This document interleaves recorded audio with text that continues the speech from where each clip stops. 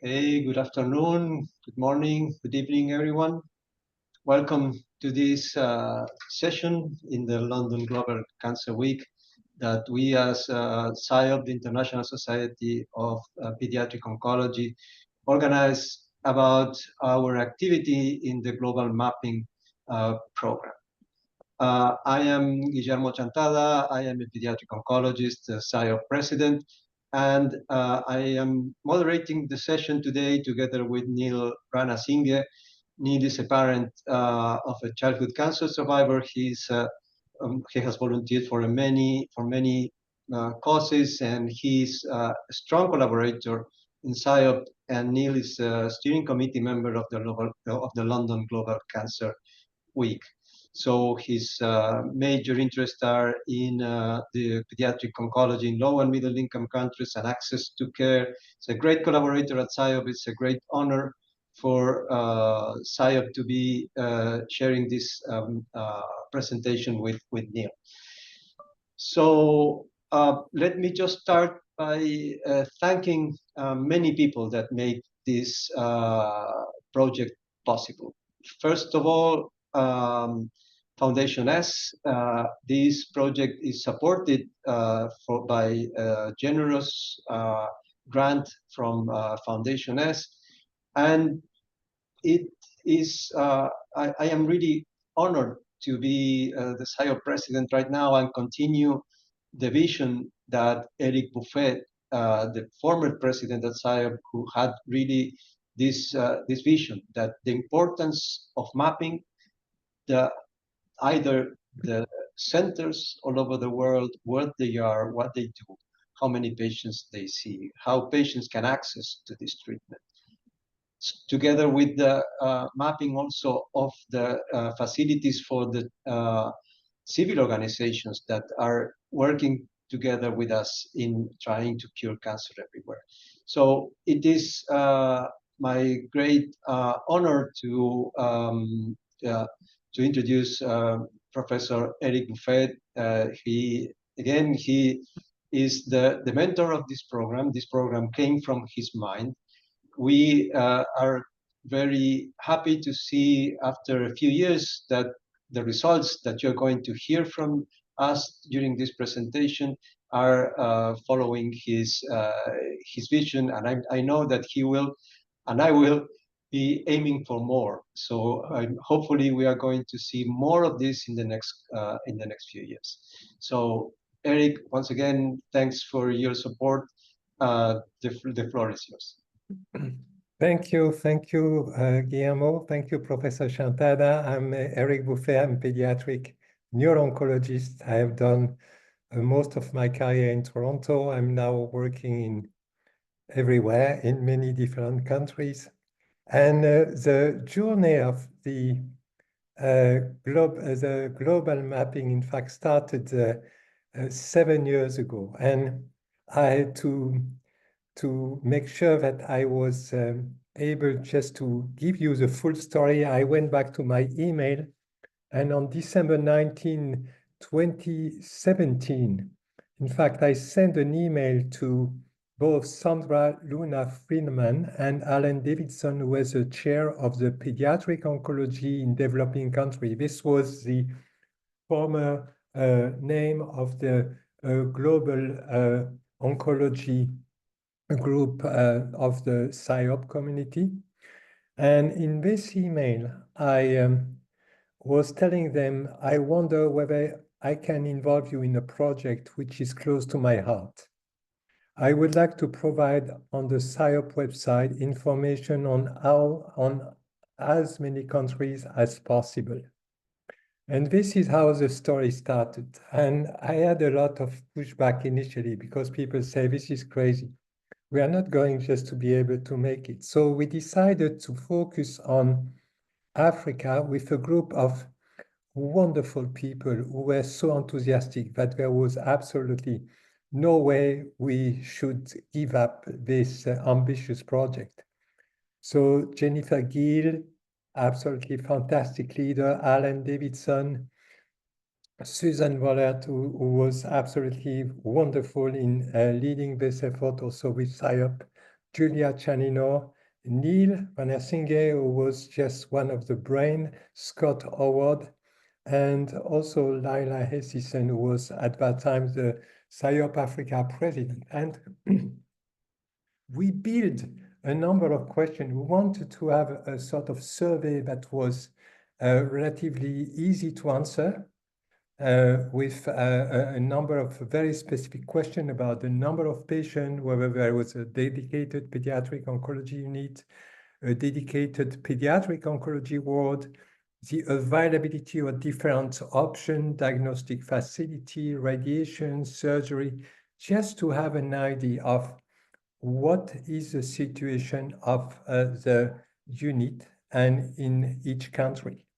And we have also a frequently asked question for people who were wondering why we were doing this. And prior to this, we had a contact with the WHO people because they said, perhaps we are going to duplicate something, but we are not aware of anything similar here. And WHO initially were a bit skeptical and said, this information is available in every government.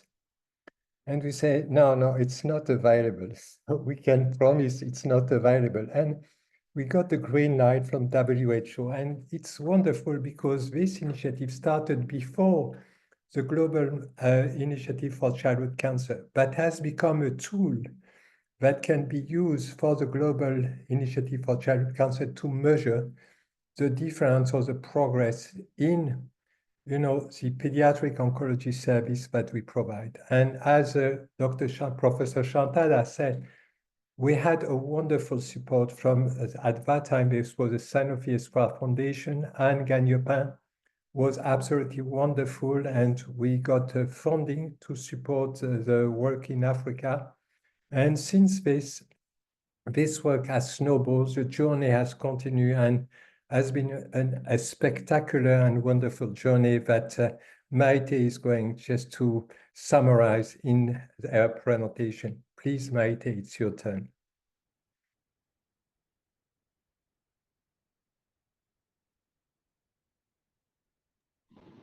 Good afternoon. Thank you, Eric. My name is Maite Gorostegui. I am a pediatric oncologist working at Paediatric Cancer Center, Barcelona.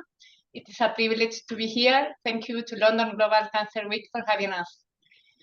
We are mapping every facility treating children and adolescents with cancer worldwide.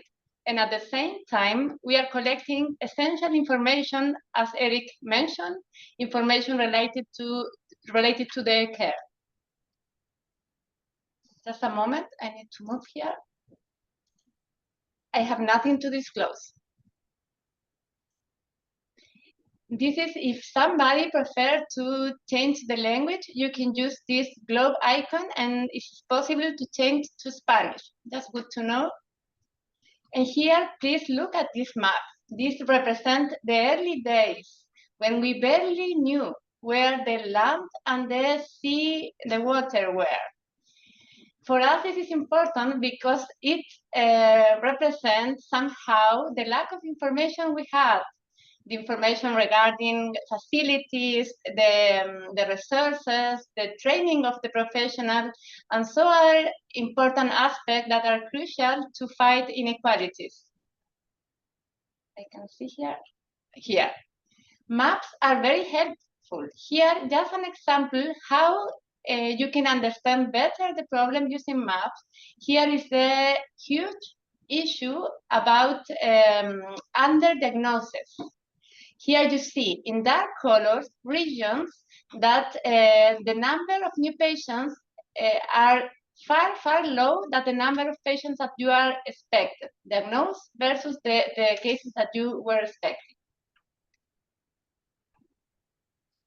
Going back to 2018, as Dr. Buffet mentioned, we knew some things. We knew where our members were working. We knew also where the important projects coming for child matter will be implemented, but a lot of information was not so clear.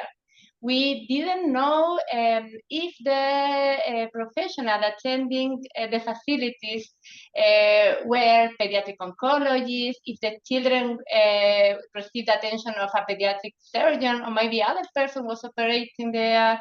Where were the main issues? Some information was published, like problems about chemotherapy stock out in some regions, but a lot of information was missing.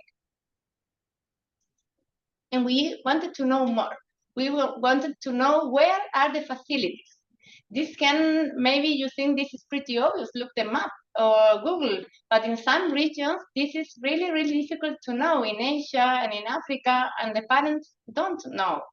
We wanted to know also, and we are asking this, how many patients per year do you have? How many beds do you have? Do you have the possibility to train local doctors there to become a pediatric oncologist?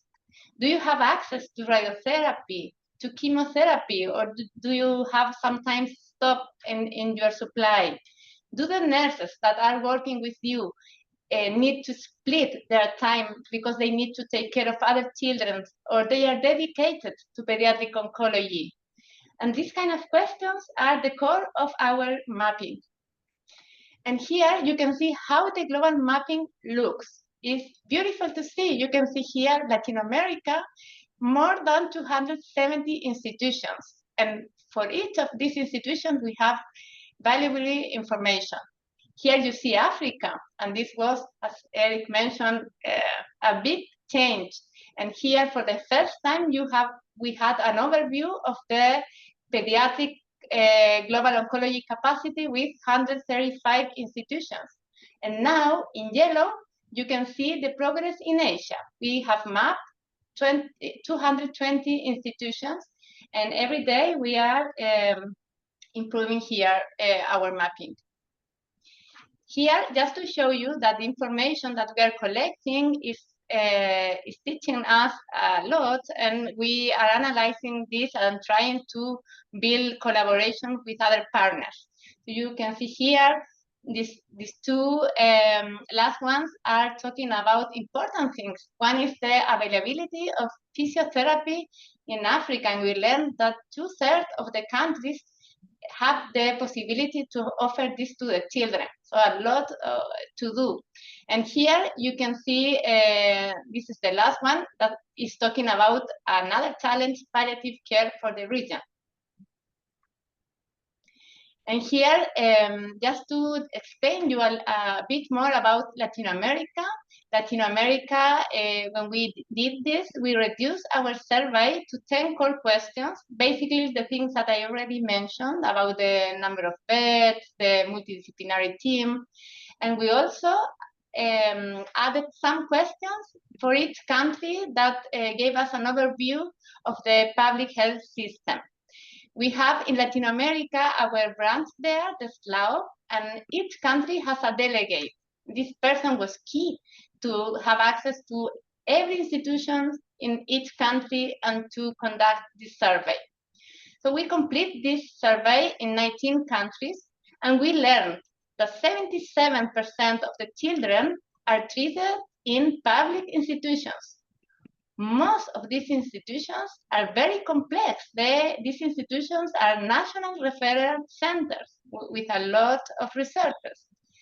But we also learned that the workforce that is working there, nurses, pediatric oncologists, is not enough. We need more people that is training to work with the children.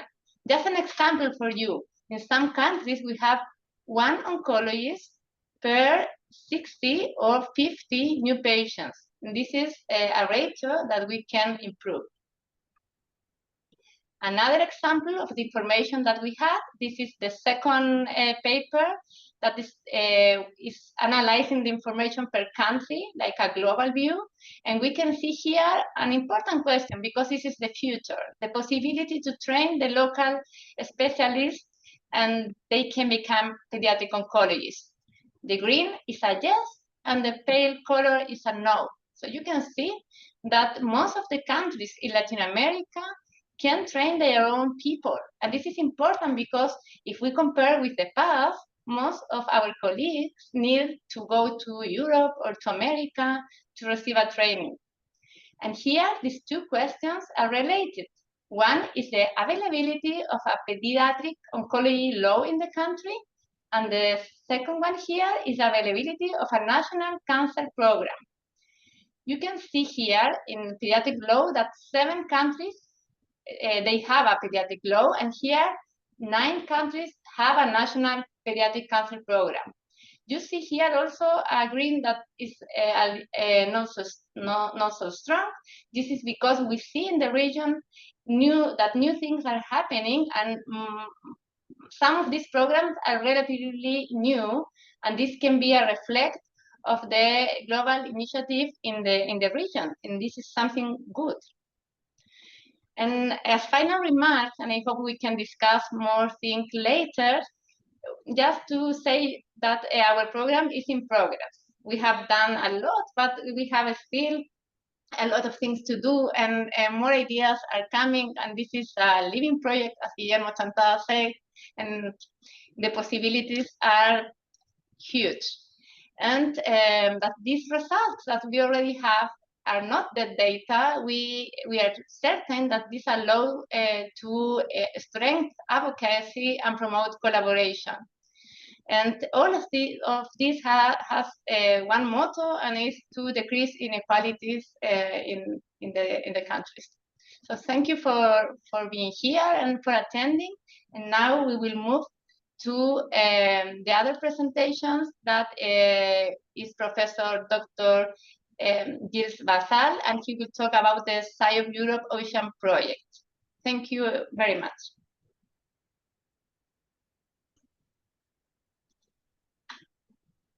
Hello, everyone. I am Gilles Vassal. I am a pediatric oncologist from Gustave-Roussy in France. I am a member of the SIOP Europe board, SIOP Europe being the European continental branch of the International Society of Pediatric Oncology. I would like to share with you briefly the result of the Ocean Project, which are directly related to the mapping that was beautifully presented by Maite. So on the next slide, why did we run the Ocean Project? As you know, in February 2021, the European Union launched its European Beating Cancer Plan.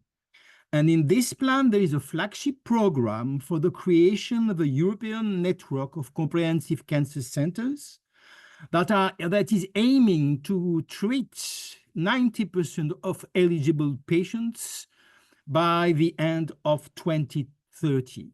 And there is also a pediatric flagship program entitled Helping Children and Cancer Initiative, which is a good news because clearly Europe considered there was a real need to improve the outcome of children and adolescents with cancer. And this program is aiming at ensuring that children have access to rapid and optimal detection, diagnosis, treatment, and care through the newly created comprehensive cancer centers. And then we thought it would be very important to show how care and research for children and adolescents with cancer is delivered at the moment in Europe in order to best define what is the optimal way to improve this and the outcome of this patient in Europe. On the next slide. So we decided to run the Ocean Project. On the next slide. And Ocean means Organization of Care and Research for Children with Cancer in Europe. As you see, we did not limit our project to the 27 European member states, but we look at Europe, including 11 non-EU countries. On the next slide. Clearly, the three objectives was A, to map the current organization and availability of care for children and adolescents with cancer in Europe. And to do so, we ran a survey, 30 questions, and sent this to one country operating team, one operating team in each country. And clearly, this was the basis of this initiative. And the country operating team being composed of one representative of the National Pediatric Oncology Society, one representative of the young SIOP group, which is important for us really to get them engaged in all these initiatives, and one representative at the country level of the Cancer Childhood International Europe, really to have the three people answering and getting information from the country. The second objective was to look at access to clinical trial and then to describe what would be the inequalities across Europe. And to do so, we capture all the information regarding pediatric cancer clinical trial in the clinicaltrial.gov database on a period from 2010 to 2022. And finally, we thought that it would be important to provide a pediatric cancer profile for each European country to show how care and research is being set up in each of the different countries as a basis for further development and improvement for all children across Europe. On the next slide. So regarding the number of centers in Europe who are taking care of children and adolescents with cancer, there are 386 centers in the 38 countries, including 18 cancer centers, which are clearly defined are institutions treating only cancer patients, either adults and children or only children. If we look only at the 27 EU member states, plus Iceland and Norway, which is a current way to look at the European Union, there are 282 centers, including 16 such cancer centers. Interestingly, per country, the range of centers moves from 1 to up to 60 centers per country, and there are 10 countries with only 1 center taking care of all children and adolescents within the country. On the next slide. We then, from the questionnaire, identify all the treatment modalities that are needed to treat these patients, answering the question about the availability in the country of this treatment modality. And you can see on the figure on the right, all countries by regions, European regions, and all the items in terms of treatment modalities. And you can see that for standard chemotherapy, surgery, neurosurgery, it's available in most countries, but clearly some specific treatments are not available everywhere, such as hematopoietic stem cell transplantation or access to innovative therapies. This is describing at the moment how care is delivered in Europe, 27 countries plus 11 non-EU countries. On the next slide. Then we look at research, and from the clinical trial database, we extracted 2,861 records under the term of cancer, child, and international clinical study.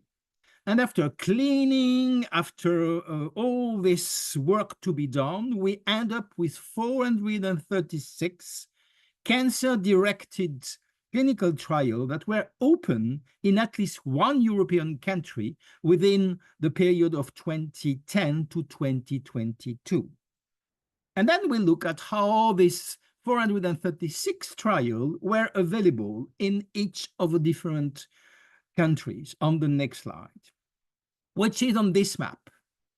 And you can see there are large differences in the number of clinical trials available across the 38 European countries. The largest number being of this trial open in France, UK, and Spain. And clearly there are few countries with no clinical trial, and 15 of this country, less than 10 of this trial available in the country, really showing inequalities in availability of clinical trial for children and adolescents with cancer, which can anticipate inequality in access. Really defining access to clinical trial, counting patients in clinical trial is extremely complex at the European level. So the availability of clinical trial is a surrogate measure of inequalities in access to clinical trial. It doesn't mean that all trials should be open in all countries, but clearly we need really to focus how to improve access to clinical trial, especially for children and adolescents in Central Europe. On the next slide. Finally, we design childhood cancer country profile for, at the moment, 35 countries. And you can find them on the SIOP Europe network website. You tap country, Ocean country cancer profile, and you will find each of the country with a profile. How does it look like on the next slide? We summarize the information per country. This is the example from Belgium.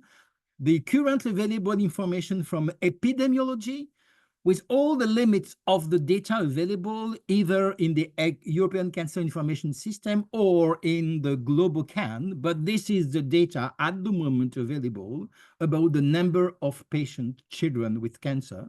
We describe the organization of care, where are the centers, and how care is available in terms of treatments, and also the information about research, clearly showing how this research is being done, because of course, in the research part of this project, we look at industry and academic trial, we look at phase 1, phase 2, phase 3, that I don't want to go through in detail, but we have a lot of information behind only the number of clinical trials open in these countries. On the next slide. So in conclusion, pediatric cancer care delivery is not superimposable to adult cancer center. And this is an important message we want to convey at the European level, because it would be a concern thinking that only the comprehensive cancer center set up for adult cancer can really address the needs of children and adolescents. And there is a need for specific measures. The creation of comprehensive pediatric cancer infrastructure. We're clearly focusing with all the specificities of pediatric oncology. The amplification of the training program, which is extremely important, really training from Central Europe and from Western Europe, really to improve the way things are being done. The sustainability of the European Reference Network PETCAN, which is important, which is an instrument implemented by Europe, supported by member states. And we need really to see member states more supporting and funding this initiative, but also to start thinking about a way to accredit, to look at the quality of these pediatric oncology centers. The second conclusion is that there are major inequalities in access to clinical trial, and there is really specific measures to open more trial, especially academic trial, especially in Central Europe, but also to facilitate referral of patients, for example, for early phase trial that cannot be open everywhere, but facilitate access to innovation across Europe, not depending on where they are treated. So clearly strengthening the within-country referral capacity and the cross-border healthcare, which is a directive at the moment working in Europe, would be very important to improve further care, research, and innovation for children and adolescents with cancer. So you see, we did contribute to the mapping at the SIOP mapping initiative by showing what's going on in Europe, showing the inequalities, an important instrument to tell the people, the decision-making people in Europe and at the country level, that there are really needs to support better access to care, research, and innovation for all children with cancer.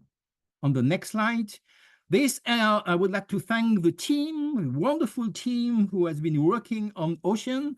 And you can see we had 4 so-called young investigators really working to really generate all this data.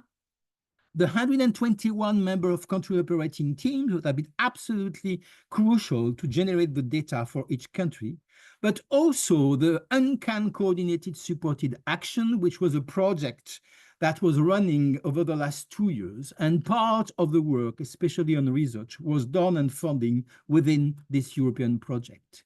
And I would like to thank you very much for your attention. Thank you.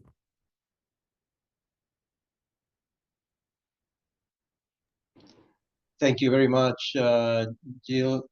Let's move on to the next presentation. It's my pleasure to introduce Alejandra Mendez. Alejandra is the Vice Chair of CCI, the Children Cancer International. She will present the mapping for the civil society organizations involved in childhood cancer.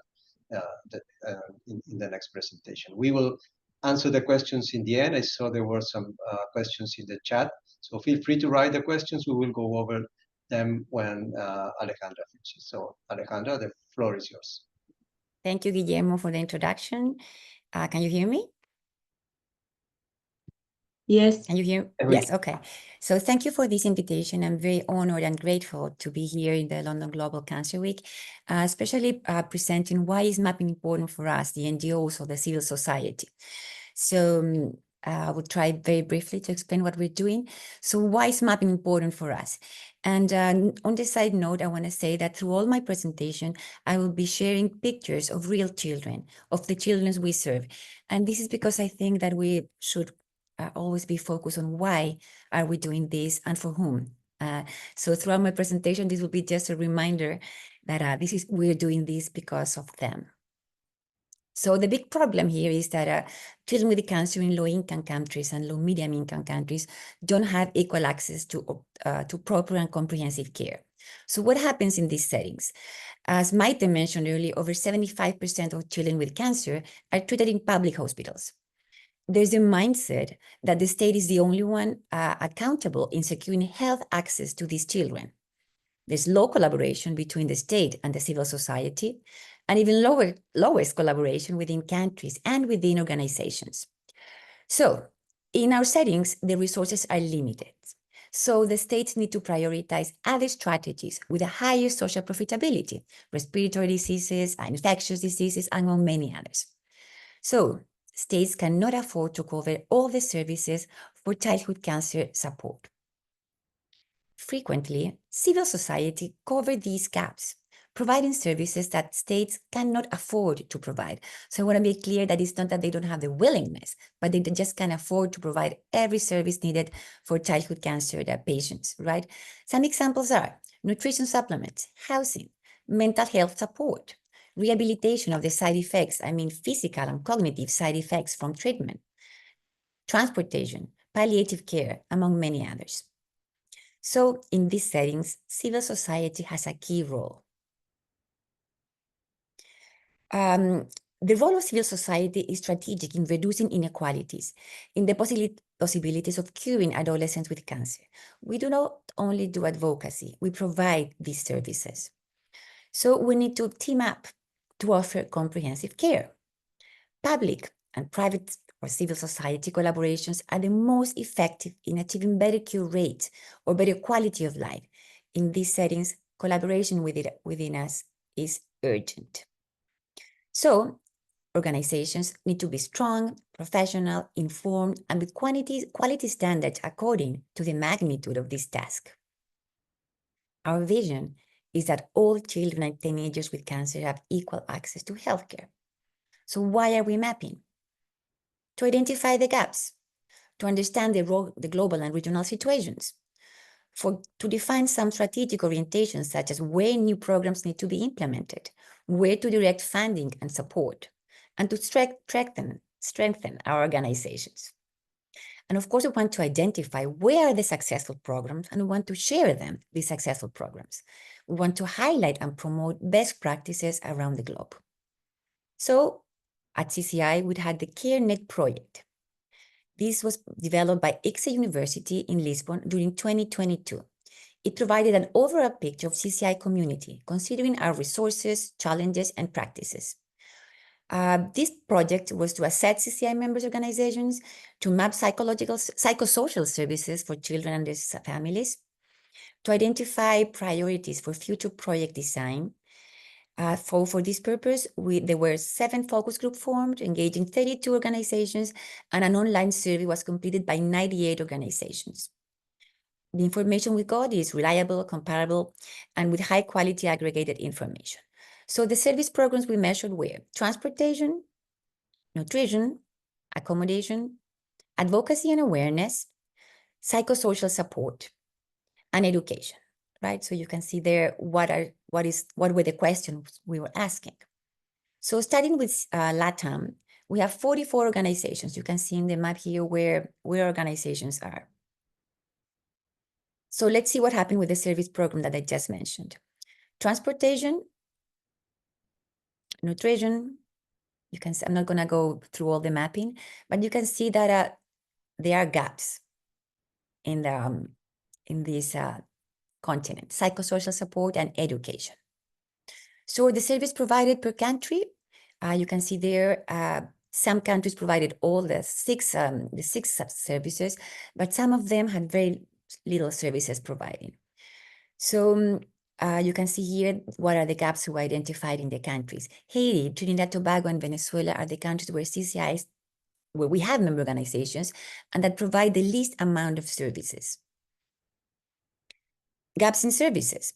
Education and transportation are the services lacking the most among the countries where CCI has member organizations. As you can see, 7 LATAM countries lack these services. So these are the key findings we found. And as you can see, Haiti, Trinidad, Tobago, and Uruguay, and Venezuela are the countries that do not offer the most services.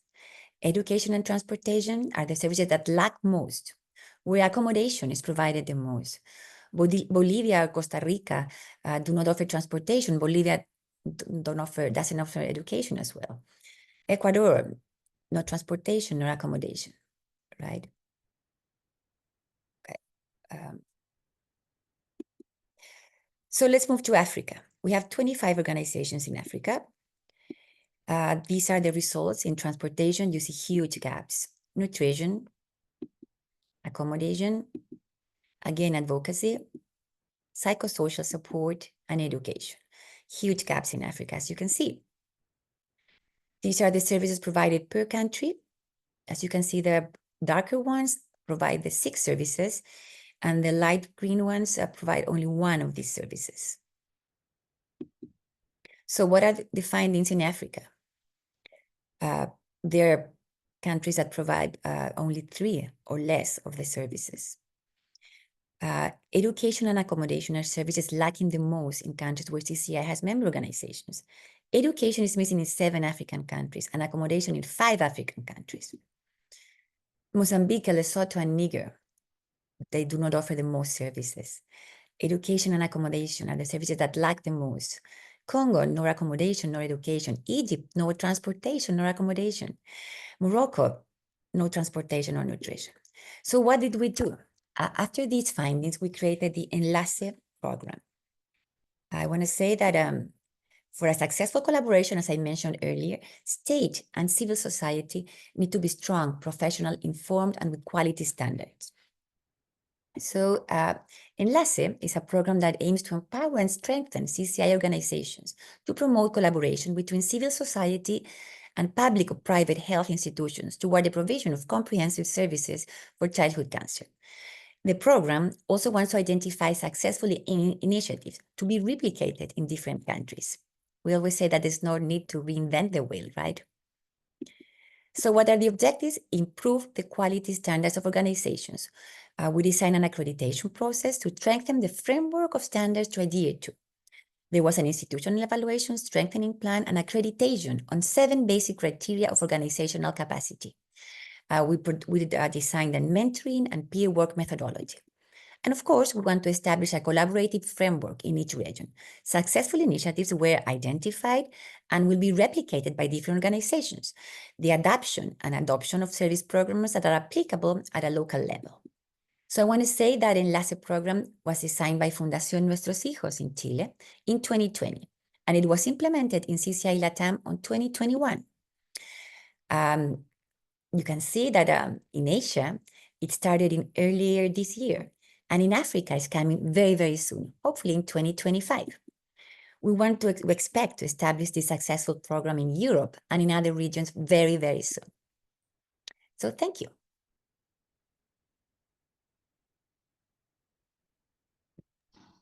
Thank you very much, Alejandra.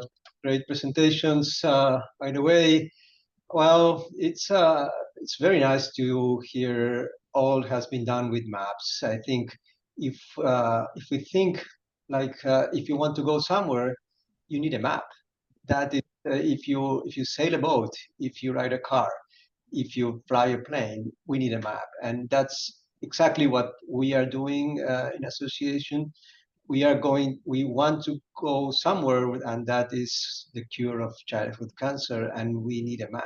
We need a map to show, to see who are we, what are we doing, where do we need more resources, how can we improve access to children with cancer worldwide. So I really thank you, all the speakers.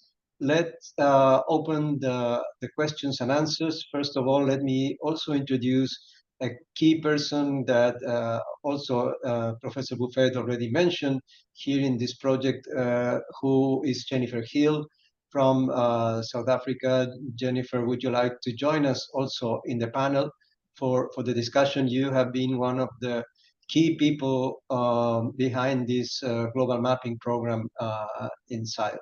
So I think there were a couple of questions in the chat, right, Neil? Yeah, there's a question from Anna Carolina. Thank you for the presentation and all the work done. Will these results eventually be related to national cancer control programs in each country? Or how do mapping results connect with health authorities in each country? I think that was a question for Gilles, right? It was during Gilles' presentation, I think so. Yeah, thank you for the question.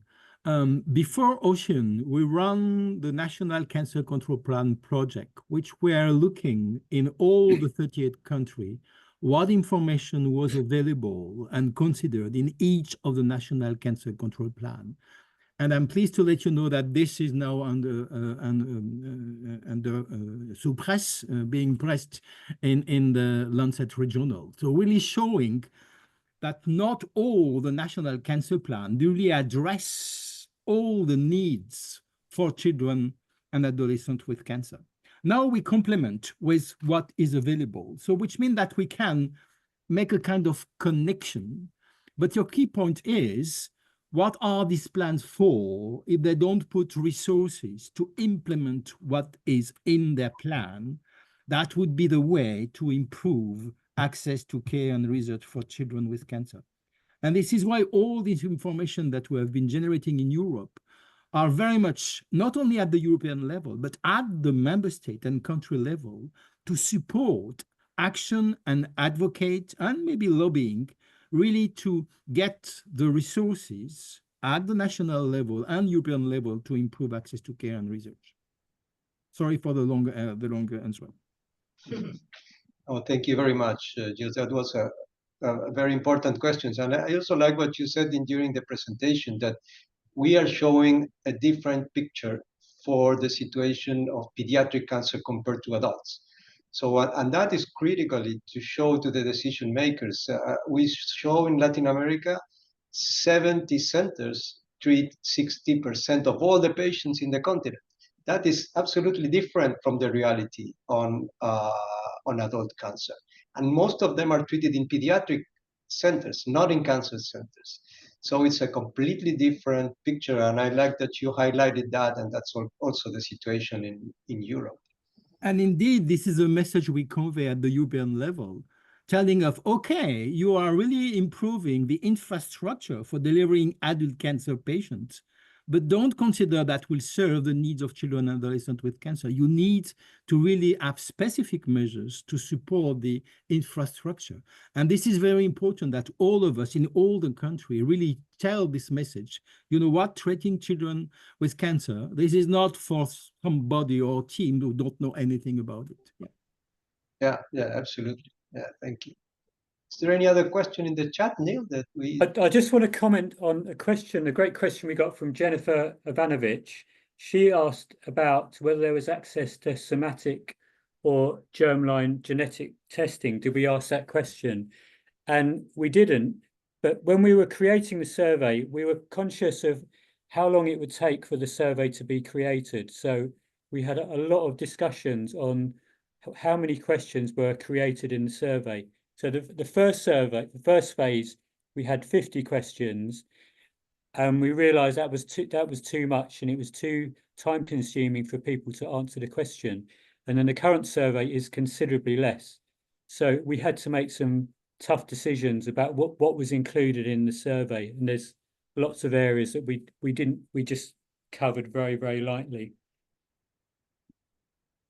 there was a question from Kathy to Guillermo or Alejandro saying, oh, it's interesting that provision of the 6 key services didn't necessarily relate to the World Bank income status of countries, for example, Uruguay.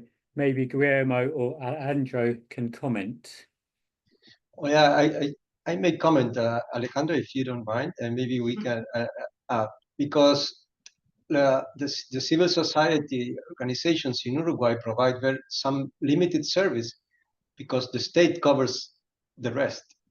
So it is not necessary for the foundations to cover chemotherapy or transportation, etc., because it's covered by the government. So there is full access to treatment, and there are very few topics that the government doesn't cover, like accommodation. Uruguay is a small country, but there are still people that coming from abroad that will need accommodation.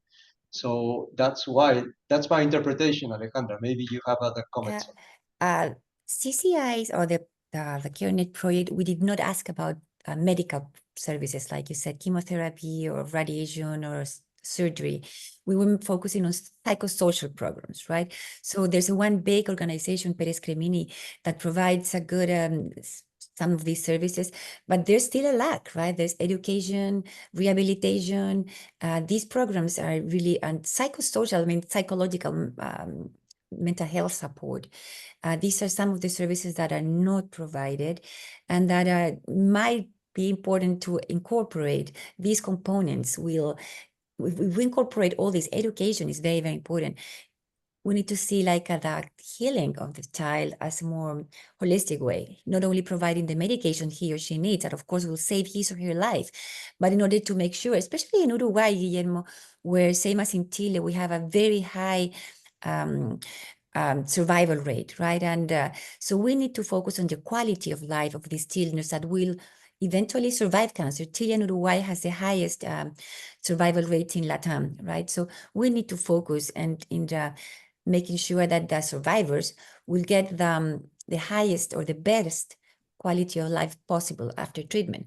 So I think that incorporating rehabilitation, incorporating mental health, education throughout the process, that will make sure that these children, and I know that in Uruguay and Chile, out of 5 children who are diagnosed with cancer, 4 will survive. So we need to start focusing on what will be the life for these children after they finish treatment. Yeah, absolutely. That was one of the findings of my study, that the role of civil society organization in all over Latin America is critical. So it's critical for obtaining access to care. Maybe you may comment, Maite, on those results. Well, as you mentioned, Latin America is very heterogeneous. And we cannot compare like apples with apples, but we know that in some countries the civil support is crucial. I think a good example is Ecuador, for instance. So if you don't have the civil support, the children cannot finish treatment many times. They need the chemo support for so many things. So there is a role for civil support, and maybe this is another aspect, but there is, because it's another face of the coin, there is also a role for the private institutions, the private hospitals. They are doing also a great job for the populations. So everything here counts. Yes, it is. I just want to say, Maite, to add on what you were saying, that of course I understand that Latin America and Africa as well, we're focusing in these 2 continents. There are very disparities, there are inequalities, that not every country is the same. So I totally understand that. But fortunately, the GICC has established a 60% of survivors for the year 2030, which is really across, I mean, it's very, very soon. So we are getting every time more and more childhood cancer survivors, right? So for example, rehabilitation in Chile, where we have a super good public policy and national cancer plan, same as in Uruguay or Argentina, but rehabilitation of physical and cognitive effects of treatment are not covered by the state, even if we have the super good public policy in that sense. So these things are now provided by organizations, NGO, CCI members, civil society. So that's what I mean, that it's important to team up and work together to guarantee that the children will not only survive cancer, but we have a super or the best possibly quality of life after. And I'm going to just focus on rehabilitation. It's very, very important for a child who survived cancer to be able to get the best autonomy and independence, both cognitive and physically. Yeah, thank you. Well, there's one question that I'd like you to answer, Alejandro, then I'd like you to comment on it, Eric, because I know you're concerned about what we represent is available in a country, and when a country is massive, it's not, perhaps it's not a true representation. Can't get my words out. So it's, when mapping, did you manage to decipher the distribution within country? Resources can be highly variable between urban and rural areas. That would be my dream, Neil, and for the person who asked the question. And I think that it would be fantastic if we can merge both our findings.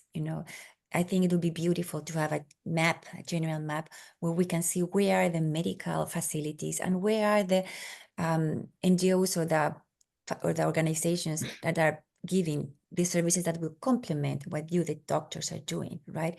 So that would be fantastic if we can identify resources and especially know exactly when we are referring a child, as you said, in a rural area, that probably will need to travel a long distance to get access to medical care, right? So if we can provide information on where he or she and his family or her family, where they can stay, where they will get transportation, where they will get nutrition, because these are the issues for a family living, as you said, in a rural area who has to relocate in a city far from there where they're living to get to access the medical care, right? And that's something beautiful that Foundation S has been, thank you, Eric, again for that, the home away from home, that we are building homes in the cities closer to the medical facilities so that children can stay there while they receive treatment, right? So ideally, in a perfect world, I would think it would be beautiful to refer the child who is diagnosed with cancer in the rural area, not only to the closest medical facility, but also to the closest organization that will complement and provide this kind of, as I see it, holistic service that the family and the child needs. Thank you. Do you want to comment first, Eric? Then I'll bring Gilles in. Just Gilles, please. Yeah, just a short comment, Neil, on this important comment. Indeed, for the time being, we don't have information of within country inequalities in access to care and research, which is the next level of granularity that we need to implement. For the time being, we have quite interesting information at the country level, but then going at the individual center level would be necessarily the next step. And that would be in Europe what we would like to do. But we believe it would come with a kind of accreditation process, which is looking at where things are and how this can be improved, really to do at the same time, looking at the inequalities at the central level, but also trying to find a way to support improving the quality and access to care for this patient. This is what just I wanted to say about the issue of within country inequalities. Thank you. Yeah, so thank you, Neil, for asking. I think I will go back to some slide that Maite has presented. Beautiful slide, one about how many kids are diagnosed and one about the global mapping and where it is today. So we have a lot of information, but we also realize that we have gaps in information. And one of the gaps is, why are some children not even diagnosed with cancer when they have symptoms? And the reality is, often they are diagnosed, but they cannot afford the cost of the treatment. And that's the next question. What can we do? And how can we now raise awareness about the need just to support children who have non-communicable diseases? And it's not about a plan for vaccination. It's just about individual treatment for cancer. And so one of the projects that we are talking about with Professor Gill is to look carefully at what is universal health coverage and what is the exact definition in African countries, to understand why are some children identified with cancer and not treated. Is this because the family doesn't want, or is this because the family cannot afford because there are costs associated with investigation, diagnostics, treatment that are not supported by the government? And that's where the global mapping is a tool for advocacy, but a tool also for identification of the needs and the gaps. Thank you. Right.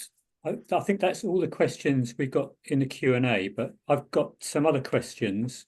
So I'll go to Guillermo first. So I know that you and your daughter did a huge amount of work collecting the data in Latin America. I know it's very, very difficult.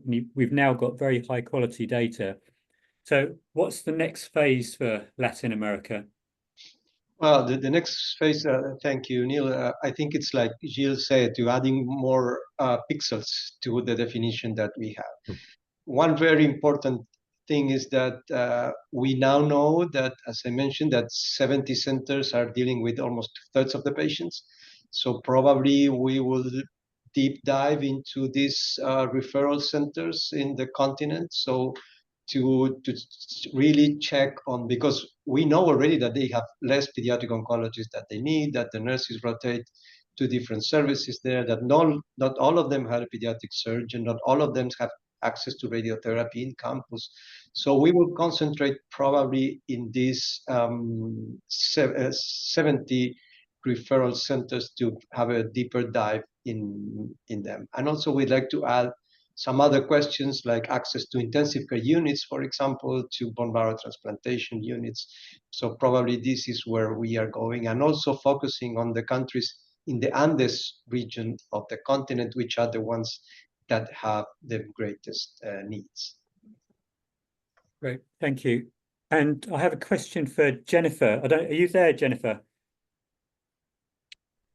Hi, Neil. Yes, I am. Hi, yeah, as you know, this all started in Africa in 2018, and there was a meeting earlier this year in South Africa when you talked about this. Can you talk a little bit about what's happening in Africa now with the Global Mapping Programme? Okay, so we've started a larger global mapping group for Africa, and people are aiming to update the data because there've been a lot of changes. So when we first started, for example, there were no pediatric oncologists in Nigeria, and now, to our knowledge, there are 6. And this is reflected in many other countries. So we're aiming to firstly update it, but secondly, to use the data. So one of the people was asking, how is this going to be translated into action?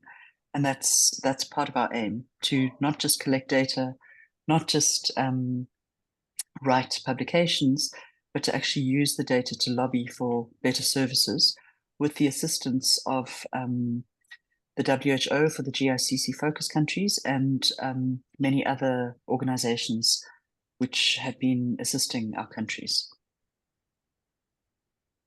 Thanks. Fantastic, thank you. But I think we're running out of time, but I'm going to put the pressure on Eric now. So he was involved at the beginning. So that was 6, or as you said, 7 years ago. So what do you hope for us to be able to see or use in 7 years' time?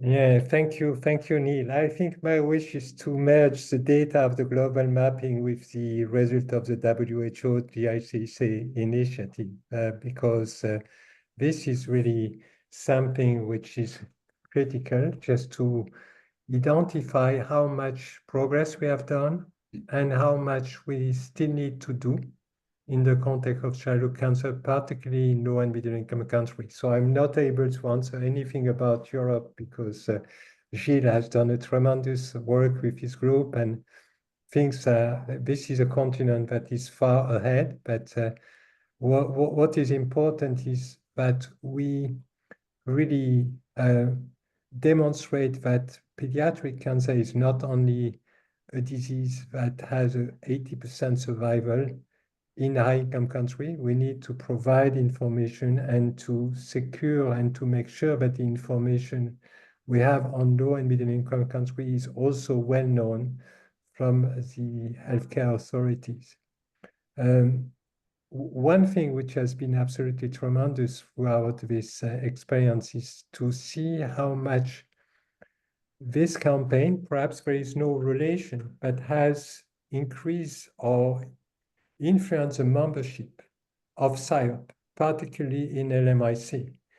When I was the president, there were between 15 and 1,700 SIOP members. Today, there are over 3,000 members.